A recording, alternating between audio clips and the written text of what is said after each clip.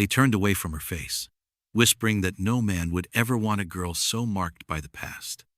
But the lonely rancher didn't flinch, took her hand, called her his bride, and proved that love sees far deeper than skin. In the dusty cattle town of Broken Arrow, Arizona Territory, the sun beats down mercilessly on weathered buildings, and in the middle of Main Street stands a young woman who might as well be invisible for all the attention anyone wants to give her. Cyan moves from storefront to storefront, her voice barely above a whisper. "Do you have any work? I can clean, cook, mend anything you need." But before the words even leave her lips, people are already turning away. Some cross themselves, others mutter curses under their breath. The reason for their rejection is written across the left side of her face and down her arm, angry red scars that tell a story of survival most people don't want to hear. Burn marks that twist her features and mark her as different, dangerous, cursed. "Get away from here, you Apache witch," spits Mrs. Henderson, the shopkeeper's wife, actually shoving Cyan away from her store. "We don't want your kind bringing bad medicine to our town." Cyan stumbles backward, but doesn't argue, doesn't defend herself, doesn't even look surprised. At 19, she's already learned that most people see her scars before they see her soul. But someone is watching from the shadows. Thorne Callahan leans against the livery stable, his weathered hat pulled low over eyes that have seen their own share of pain. He's been in town for supplies, but now he finds himself studying this young woman who carries herself with dignity that her circumstances don't seem to warrant. Thorne's not like the other men in Broken Arrow. He doesn't come to town for gossip or socializing. For the past 5 years, he's lived alone on his ranch, Whisper Creek, speaking only when necessary and trusting even less. As Cyan turns to leave town empty-handed, her shoulders squared despite the rejection, Thorne makes a decision that will change both their lives forever. He steps out of the shadows and into the harsh afternoon sun. "Miss," he calls out, his voice carrying quiet authority. Cyan freezes, her body tensing as if preparing to run or fight. "I couldn't help but overhear. You're looking for work?" Thorne approaches slowly, his hands visible and non-threatening. "My ranch could use some help. It's hard work, long hours, and the pay isn't much. But there's food, shelter, and nobody to bother you except me. Interested?" For a moment, hope flickers across Cyan's scarred features, like sunlight breaking through storm clouds. But then caution reasserts itself. What kind of work, exactly? "Whatever needs doing. Cooking, cleaning, ranch work if you're up for it. $30 a month plus room and board." Cyan's eyes widen. $30 is more than she's earned in the past 6 months combined. "What's your name?" Thorne asks, ignoring the stares from passers-by. "Cyan," she replies, then quickly adds, "But you can call me whatever you want, sir. Sarah, Susan, whatever's easier." The casual way she offers to abandon her own identity hits Thorne like a physical blow. "Cyan's a fine name," he says firmly. "If you think no one deserves to be treated like this, leave a comment below. You won't believe how her story turns out." Thorne Callahan's ranch, Whisper Creek, sits 15 miles outside town like a fortress of solitude. It's beautiful land, well-maintained, but profoundly lonely. The townspeople whisper that he used to have a family, but that was before anyone currently living in Broken Arrow knew him. The truth is simpler and more painful than their theories. 7 years ago, his wife Margaret and 6-year-old daughter Lucy had died of diphtheria while he was away driving cattle to market. He'd sold everything, packed what little mattered, and headed south until he found land far enough from civilization to guarantee his solitude. Now, looking at Cyan's wary expression, Thorne sees something familiar in her eyes, the look of someone who's lost everything and is still trying to figure out how to keep breathing. The wagon ride to Whisper Creek passes in comfortable silence. As they leave Broken Arrow behind, the oppressive weight of hostile stares begins to lift from Cyan's shoulders. The ranch appears gradually, emerging from cottonwood trees like something from a different world. "It's beautiful," Cyan says softly. "It's peaceful," Thorne agrees. "Sometimes that's all a person needs." He shows her to the bunkhouse, clean, comfortable, with a wood stove and decent beds. Supper's at 6, nothing fancy, but there's plenty. Tomorrow we'll start figuring out what needs doing. The bunkhouse is better than any place she's slept in months. There's even a wash basin and mirror, luxuries Sayan hasn't enjoyed in longer than she cares to remember. As he turns to leave, Sayan calls out, "Mr. Callahan, why are you being kind to me?" Thorne pauses, his hand on the doorframe. Everyone deserves a chance to prove what they're worth. Most people just never get one. Dawn breaks over Whisper Creek with watercolor beauty, and Sayan has been awake for an hour, watching the world come alive. By the time Thorne emerges from the main house, she's already started coffee and has the cook stove going. "You didn't have to," he begins, but Sayan cuts him off with a slight smile. "I told you I'd earn my keep." Over the next few weeks, Sayan throws herself into ranch work with intensity that both impresses and worries Thorne. She mends fences, organizes the tool shed, and transforms the main house from a bachelor's mess into something approaching a home. But it's her work with the cattle that truly sets tongues wagging in town. When Thorne mentions needing to round up strays, Sayan simply nods and asks what time they're leaving. She reads the land like a book, anticipating where cattle will try to break away and positioning herself accordingly. "That Callahan's lost his mind," declares Buck Morrison, owner of the Double M spread, hiring some burned-up squaw to do a man's work. But when word spreads that Sayan has helped round up strays with skill that puts most experienced cowhands to shame, even skeptics take notice. Her horsey mare Thorne had nearly given up on training responds to her touch like they've been partners for years. "It ain't natural," mutters Tom Bradley, the town's blacksmith. "Indians got some kind of devil magic with animals." The real trouble starts when Preacher Williams makes Sayan's presence the subject of his Sunday sermon, delivering a fire and brimstone warning about consorting with heathens. "The Lord tests us by placing temptation in our path," he thunders. "We must not allow our neighbor's weakness to bring down God's judgment upon us all." When Jeremiah Potter rides out to confront Thorne about harboring trouble, he finds both rancher and hired hand working together to repair fence line. "This has gone far enough, Callahan," Potter declares. "That woman is causing problems for all of us." Thorne straightens slowly, his hammer still in his hand. "My land, my workers, my business," he says quietly. "Anyone who has a problem with that is welcome to discuss it with me personally." The menace in his voice is unmistakable, and Potter's horse suddenly finds somewhere else it needs to be. It's then that Sayan makes a decision that will define their relationship. She turns to face Thorne directly, letting him see the full extent of her scars for the first time.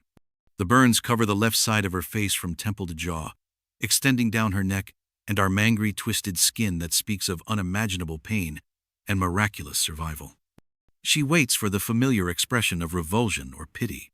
Instead, Thorne simply nods and hands her a pair of work gloves. "Sun's getting stronger these days," he says matter-of-factly. "Don't want you getting burned while you're working." Over the following weeks, Sayan proves herself indispensable. She's up before dawn and working until after sunset, tackling every task with methodical efficiency.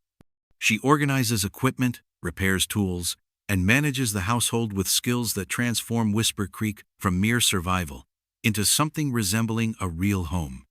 Her natural ability with livestock becomes legendary throughout the territory. She can calm spooked horses with a touch, predict where cattle will move before they know it themselves, and handle even the most difficult animals with an intuitive understanding that amazes experienced ranchers. "She's got the touch," admits Jim Patterson, whose own spread borders Whisper Creek. "Never seen anything like it. That woman can read animals better than most men can read books." But her success only fuels more resentment in town. Mrs. Morrison refuses to serve them at the general store. Preacher Williams uses every sermon to warn about the corruption of consorting with heathens. The town's moral guardians organize meetings to discuss the Callahan problem. When Sayan and Thorne come to town for supplies, they're met with hostile stares and whispered comments. Children are pulled away from their path. Women cross the street to avoid walking near them. "It's getting worse," Sayan observes one evening as they sit by their campfire. "Maybe I should move on before this hurts you more than it already has." Thorne looks at her with surprise and something that might be anger. "This is your home now. Nobody's driving you away from where you belong." It's the first time he's called Whisper Creek her home, and the words hit Cyan with unexpected force. For the first time in years, she has a place where she's wanted, needed, valued for who she is rather than judged for what she looks like. Besides, Thorne continues, I've been alone out here for 5 years. You've reminded me what it feels like to have a partner, someone to share the work and the worries. I'm not giving that up because some small-minded people can't see past their own prejudices. The evening campfire has become their sanctuary, a place where the day's tensions melt away and conversation flows more freely than either expected when this partnership began. Tonight, something feels different, heavier, more significant. You lost someone, Cyan says suddenly, her voice soft but certain. She's seen the signs before, in her own reflection and in the eyes of other survivors. Thorne's hands tighten around his coffee cup. For a long moment, the only sounds are crackling fire and distant nightbirds. Then, as if the words are being pulled from him, he begins to speak. My wife Margaret and our daughter Lucy, 7 years ago, diphtheria. The words come out flat, clinical. I was driving cattle to market in Denver, 3 weeks away from home. By the time I got back, he doesn't finish, but Cyan understands. She's lived with similar guilt. I should have been there, Thorne continues. Should have known something was wrong. Margaret always said I put the ranch before family, and in the end, she was right. Cyan studies his profile in the firelight, seeing pain he carries like a physical burden. I was 12 when the soldiers came to our village, she says quietly. It was harvest time, and everyone was celebrating. Then we heard gunfire. She touches her scarred face unconsciously. The soldiers said we'd been raiding their supply wagons. It wasn't true, but truth didn't matter. A burning lodge beam fell on me when I tried to help my grandmother, pinned me down while the fire ate through my skin. She died pulling me out, and when I was strong enough to travel, I found out I was the only one left. The parallel between their losses isn't lost on either of them. Both survivors of tragedies they couldn't prevent, both carrying guilt for being absent when they were needed most. 7 years of telling myself I was keeping their memory alive by staying alone, Thorne says finally. But lately, I wonder if I'm just being a coward. Cyan pokes at the fire, sending sparks spiraling into the star-filled sky. Maybe healing isn't about forgetting. Maybe it's about learning to live with the scars. They sit in renewed silence, deeper now, more connected. Two broken people sharing warmth and understanding that comes from recognizing your own pain in someone else's eyes. Tomorrow, Thorne says as the fire burns down to embers, I want to show you something. A place I haven't been since I came here. I think it's time. The trouble that's been brewing finally boils over on a sweltering Tuesday morning, when Thorne and Cyan ride into Broken Arrow for supplies. The transformation in both of them over 6 weeks has been impossible to ignore. Thorne carries himself like a man with purpose, while Cyan has gained weight and confidence. It's precisely this change that sets the town's moral guardians on edge. A suffering Apache woman had been manageable, but one who's clearly thriving represents something threatening. At Morrison's general store, Mrs. Morrison sets down her flour scoop with deliberate precision.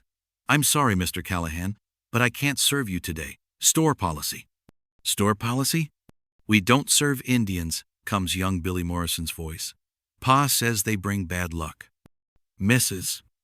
Morrison lifts her chin defiantly. The townspeople have been talking about your arrangement. Some folks think it's setting a bad example. A Christian man taking up with a heathen woman. Taking up with? Thorne's voice carries dangerous quiet. What else would you call it? Everyone knows what kind of women these Indians are: loose morals, devil worship, unnatural appetites. Before Cyan can respond to the insult, Thorne's hand settles gently on her arm, not restraint, but support. Mrs. Morrison, Thorne says, deadly calm. I'm going to pretend you didn't just call my employee those things. Now, are you going to sell me supplies, or do I take my business elsewhere? That's when Preacher Williams appears like a dark omen. Brother Callahan, the Lord has placed a burden on my heart regarding your spiritual welfare. When a Christian enters into unholy alliances with heathens, it affects us all. You know what, preacher? Thorne turns to face the growing crowd. Cyan works harder than any man I've ever hired. shows more Christian charity than anyone in this room, and has never said an unkind word about people who've treated her like dirt. So yeah, we're unequally yoked. She's better than all of us." The silence that follows is deafening. "Mr. Callahan," Williams draws himself up to full height. "That woman has clearly bewitched you with her heathen ways. Renounce this unholy alliance before it's too late. The only thing unholy here is how you people treat someone for having the wrong ancestors. Come on, Cyan, we'll get our supplies somewhere else." As they turn to leave, Williams calls after them, "The Lord will not be mocked, Callahan. You'll reap what you sow." The storm comes without warning on a sultry August evening, building from innocent clouds into a towering wall of destruction. Cyan feels it in her bones before she sees it, a pressure change that makes her scars ache. "Storm coming," she tells Thorn as they finish evening chores. "Big one." The deluge arrives with biblical fury, turning gentle Whisper Creek into a brown torrent. Within minutes, the water is rising toward the south pasture, where 30 head of cattle are grazing. "The cattle," Cyan says, watching with alarm. "They're right in the flood path." "Too dangerous," Thorn says, though his voice lacks conviction. "We can't get to them in this weather." But Cyan is already moving, grabbing her rein slicker. "Those cattle are your livelihood. You lose them. You lose the ranch. I've lost everything once already. I won't watch it happen to you." Before he can stop her, she's running through the storm toward the corral. Thorn follows, knowing he can't let her face this alone. The ride to the pasture becomes a nightmare of mud, lightning, and wind. The creek has overflowed its banks, turning familiar terrain into a treacherous maze of rushing water and debris. They can see the cattle bunched together on rapidly disappearing high ground. Cyan's horse, spooked by a massive cottonwood spinning down the creek, rears and throws her directly into the flood. Thorn watches in horror as she disappears beneath brown water, only to surface moments later, fighting desperately against the current. Using his rope as a lifeline, Thorn manages to pull her to safety. But they're not done. The cattle are still trapped, still in mortal danger. "The fence," Cyan gasps, pointing toward barbed wire torn loose by the flood. "If we can break it down, give them a clear path." Together, they wade into the shallower edges of the flood, using axes and raw determination to clear a path. The panicked animals finally begin to move, following the gap toward higher ground. By dawn, both Thorn and Cyan are battered and exhausted, but they've saved the herd. When people from town arrive to survey damage, they find them working together to clear debris, moving with the easy cooperation of partners who've been through hell together. For the first time since arriving in Broken Arrow, Cyan sees something other than hostility in the townspeople's faces. It's not acceptance, not yet, but it's the beginning of respect. 3 months after the flood, Thorn makes a decision that surprises even him. It comes on a crisp October morning as he watches Cyan working in her garden, humming an Apache song while harvesting vegetables. The melody is hauntingly beautiful, and he realizes this is the first time he's heard music at Whisper Creek since Margaret used to sing lullabies to Lucy. Somewhere along the way, without his permission or awareness, Cyan has become essential to his life, not just as a worker or friend, but as something deeper. She's brought light back to a place shrouded in darkness for 7 years. That evening by their campfire, Thorn finds himself studying Cyan's profile in the flickering light. Her scars are still there, still obvious, but they no longer define her in his eyes. Instead, he sees strength, resilience, beauty that runs deeper than any surface imperfection. "Cyan," he says suddenly, his voice trembling with nerves, "I need to ask you something." She turns to face him, dark eyes reflecting firelight. "Of course. Marry me." The silence stretches for eternity. Cyan's eyes widen, and for a moment Thorn thinks he's made a terrible mistake. Then she speaks, barely above a whisper. "Why?" "Because you've made me remember what it feels like to be alive," he says simply. "Because when I think about the future, I can't imagine it without you. Because I love you, scars and all, and I want the whole world to know it." Tears glisten in her eyes. "Thorn, you know what this would mean. The town already hates me. If you marry me, they'll hate you too." "I lost everything once before," he replies. This time, I'm choosing what matters. The next morning, Thorn dresses in his best suit and rides into Broken Arrow with Sayan beside him, in a simple blue dress. They head straight for the town hall, where Mayor Hendricks is conducting office hours. The waiting room falls silent as they enter. Mayor Hendricks, Thorn says clearly, I'd like to file a notice of intent to marry. The mayor looks up with barely concealed alarm. Mr. Callahan, I'm not sure. The law is clear. Any man of legal age can marry any woman of legal age, provided both parties consent. I'm 28, Sayan is 20, and we both consent. What's the problem? The explosion of voices that follows is immediate and predictable. Someone shouts about miscegenation. Another declares it an abomination. Mrs. Morrison actually faints. Through it all, Thorn and Sayan stand together, hands clasped, facing the storm with quiet determination. Very well, Mayor Hendricks says with careful neutrality. I'll file your notice. The marriage can take place in 2 weeks, provided you find someone willing to perform the ceremony. Preacher Williams steps forward, purple with indignation. No God-fearing minister will sanctify this unholy union. Thorn smiles grimly. Then I guess we'll find someone with more faith and less prejudice. The wedding takes place on a perfect November morning, under an ancient cottonwood beside Whisper Creek. The tree's golden leaves create a canopy filtering autumn sunlight into patterns of gold and amber. It's beautiful, peaceful, and almost completely empty of guests. Judge Harrison from Phoenix had agreed to perform the ceremony when he heard about their situation. Any couple brave enough to face down an entire town deserves to have their union properly witnessed. He'd said, Sayan wears a dress she's sewn from ivory silk that Thorn bought in Phoenix, simple but elegant, designed to accommodate the scars on her left arm.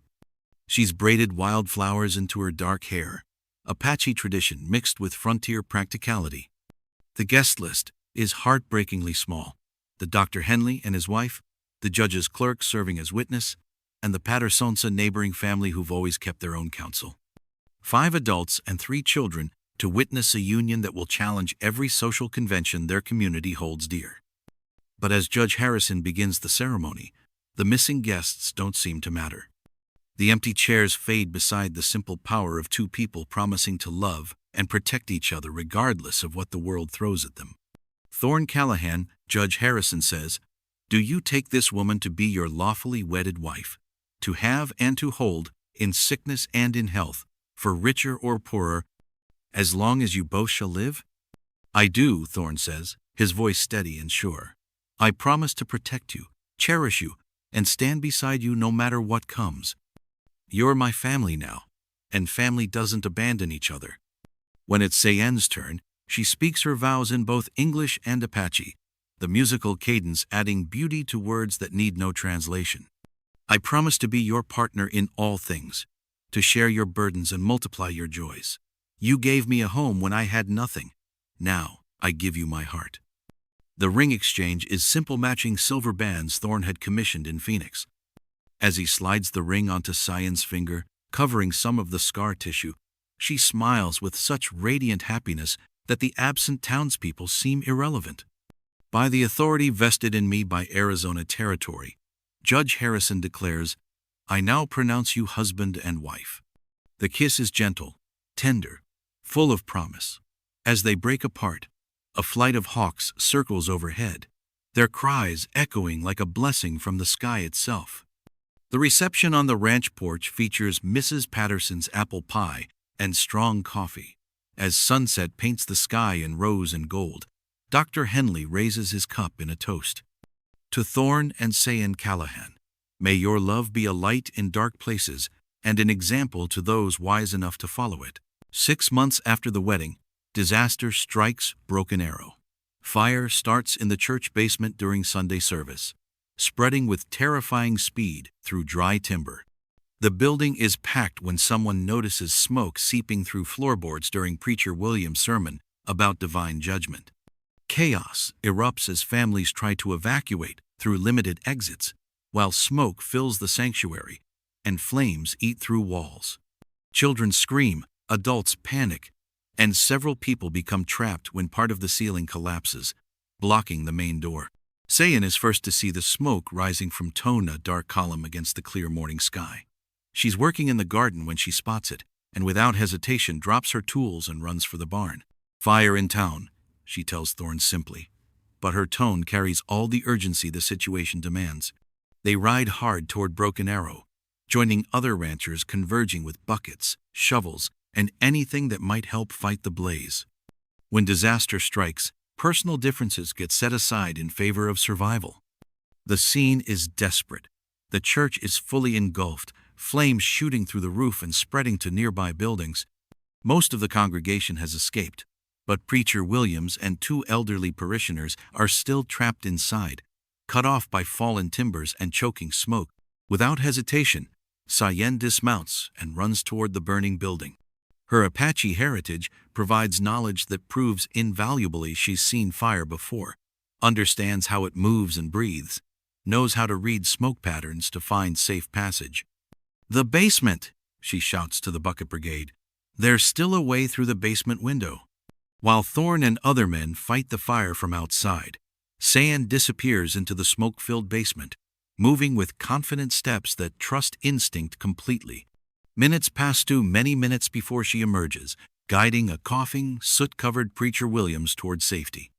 But she's not done.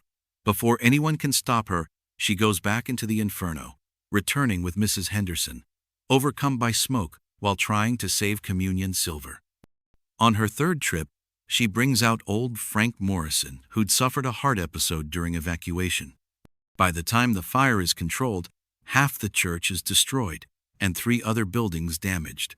But no lives are lost, largely due to Sayen's quick thinking and remarkable courage. Preacher Williams, his face streaked with soot and voice hoarse from smoke, approaches Sayen as she sits exhausted on the church steps. For months, he's been the voice of moral condemnation. "Mrs. Callahan," he says, the formal address carrying weight everyone understands. "I owe you my life. We all do." Mrs. Henderson, still coughing but determined to be heard, stands before the assembled crowd. "I've spent months believing lies about this woman, believing she was dangerous, untrustworthy, a threat to our way of life. But when death came calling, she was the one who saved us. She risked everything to pull people from fire people who'd treated her like dirt." The old woman's voice grows stronger. "Maybe scars don't make a monster. Maybe they make a survivor. Maybe the real test of character isn't the color of your skin or the God you pray to, but what you do when other people need help." As winter settles over Broken Arrow, the change in attitude toward Sayen becomes impossible to ignore. Children who once hid behind their mother's skirts now wave shyly when she rides through town. Women approach her for advice about medicinal herbs. Men tip their hats respectfully and ask Thorn how his missus is doing. On a cold December evening, as snow begins to fall over Whisper Creek Ranch, Sayen and Thorn sit by their fire and reflect on the extraordinary journey that brought them together. She's no longer the scarred Apache girl that no one wanted to hire. He's no longer the broken hermit hiding from life's possibilities. They're simply Mr. and Mrs. Callahan, partners in love and life, living proof that the human heart recognizes no boundaries of race or history when it finds its true home. If you thought these were crazy, you won't want to miss what happens in this next video.